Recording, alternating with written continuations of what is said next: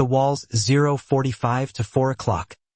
There once lived a man named Raymond, a wealthy landowner in the outskirts of Islamabad. He wasn't always selfish. In fact, once upon a time, his gardens were the pride of the community. Children from nearby villages would come every afternoon to play under his tall trees, laugh around the fountains, and run barefoot on the softest grass they'd ever known. His garden wasn't just a place, it was their freedom. But one day Raymond left. He traveled abroad for many years, chasing business, money, and status. When he finally returned, he was a changed man, harder, colder, older. He didn't like the sound of children anymore. He didn't like the dust on his roses. And he hated the footprints on his perfect lawn. So he built a wall. Not just any wall, a 10-foot-high concrete one with steel gates. He hired guards, put up cameras. No trespassing signs were nailed to every corner. The children stopped coming. The village grew quiet. Raymond looked out at his garden, perfectly trimmed, perfectly silent, and thought he had peace. But what he had was emptiness. The endless winter,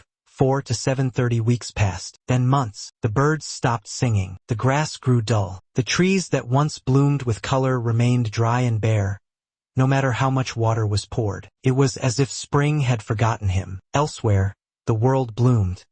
In the village, the trees turned green again, flowers opened, and laughter returned. But inside Raymond's walls, it was always winter. He tried everything. Fertilizers, expert gardeners, imported soil, nothing worked. He started avoiding the garden altogether. He buried himself in his room, counting his money, watching old videos of his travels. But something 7:30 to 12 o'clock one morning, Raymond woke to a strange sound.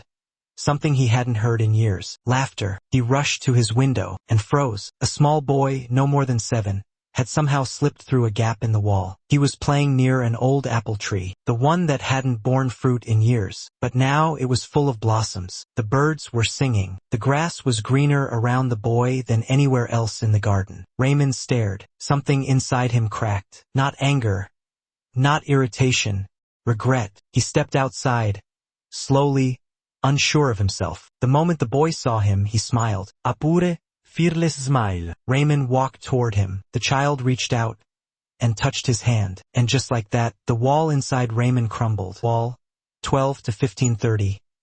That very afternoon, Raymond ordered the guards to leave. He called in workers, not to fix the walls, but to tear them down. When the villagers saw it, they were confused, then stunned. Then, the children came running, dozens of them, back to the garden, back to the trees. Raymond stood near the gate watching them play. He smiled. For the first time in years, the cold inside him melted. Part 5, the final spring, 1530 to 1930 years passed. The garden became a place of joy again, not just for the children, but for Raymond too. He built swings, a small library. He gave out fruit in summer, warm tea in winter. People started calling it the Giant's Garden, but with love, not fear. But strangely, he never saw the same boy again. He asked around, described the child to everyone. No one knew who he was. He never forgot him, though. Then, one day, long after his beard had turned white, Raymond was sitting under the same apple tree when he saw him again. The boy, but older now, or somehow ageless. Raymond tried to speak,